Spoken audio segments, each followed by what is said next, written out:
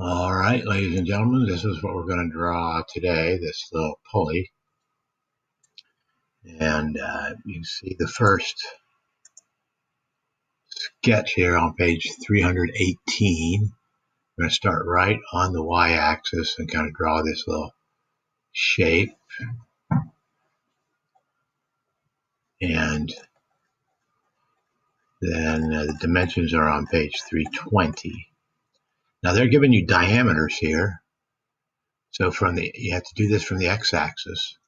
From the x-axis up to this first point will be half of 0.75. Which is 0.375, or you can just go 0.75 divided by 2. Then this is half of 1.25, and so on.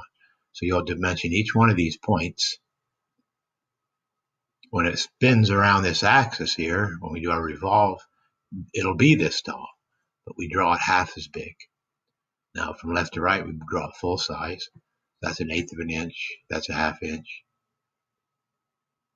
and this is 3/4 of an inch. All right, so you can stop the video and draw that.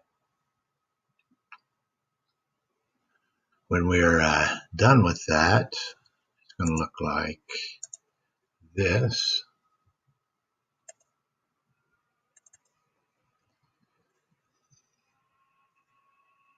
Oops.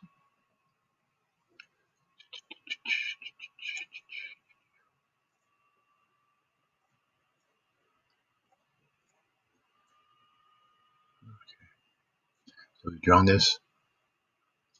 When you're dimensioning this, some of these lines might have, depending on how big you might have overlapped each other, and you had to yank them out until they had the right dimensions on them. But anyway, this is what it looks like. Now we're going to revolve this.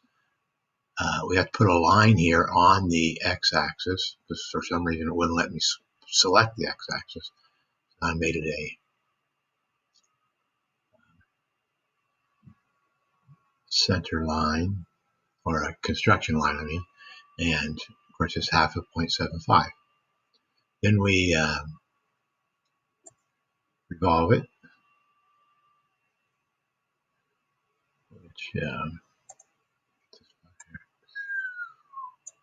and it will look like this.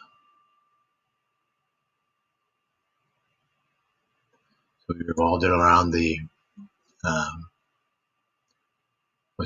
we're not really on the x-axis, are we? Or are we? We are. Yeah, I think we are. So that's what it looks like. All right, well, this is actually looks the same on the other side. So then we just mirror it. Oh my God.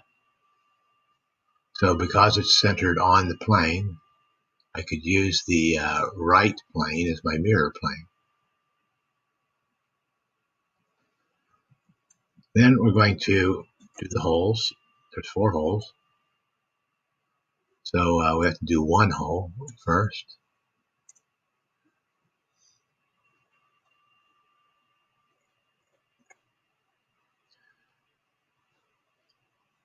Look at your book on page 346 for the dimensions. 346. Now this page is landscape. So if you go up here to view, the very first option is rotate. We want to rotate it clockwise. Just click once, bingo. So it tells me these circles are on here's a circle that all the centers are on, and that's a diameter of 2.5. And then I have to draw a line from the center out. Where it crosses, I can draw a circle.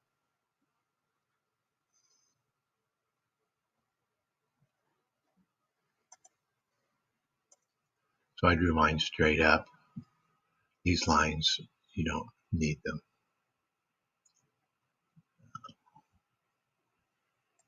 Let's try something, but I don't think you need those. So I just drew a line straight up where it intersected the circle. I drew a circle, 0.5. Or you could just draw the this intersecting line and circle.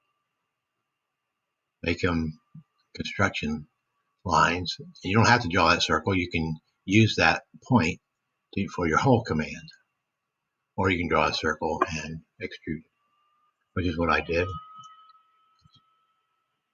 That's how I learned initially. So I sometimes forget about the hole tool. So we got our hole here. Now we want that repeated. And in a 3D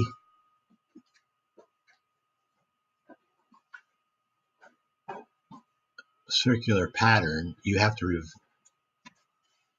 pattern needs a line to spin around. So I had to make a sketch. I made a sketch on the the origin happens to be right where I very things way easier if you use the given X, Y, and Z axis. And I can just draw a line out. So I drew that in the top plane, or you can draw it in the front plane, either one. It's where the top plane and front plane intersect.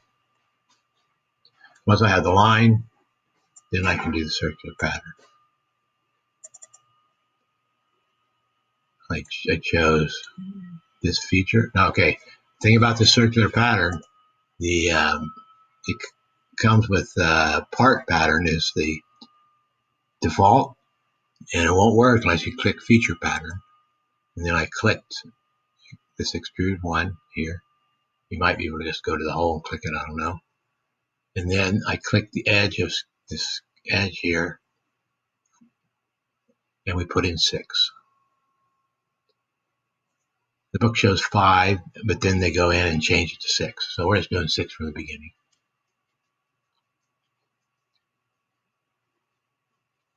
So that's it. We're going to make a drawing file of this, but we'll do that in another video.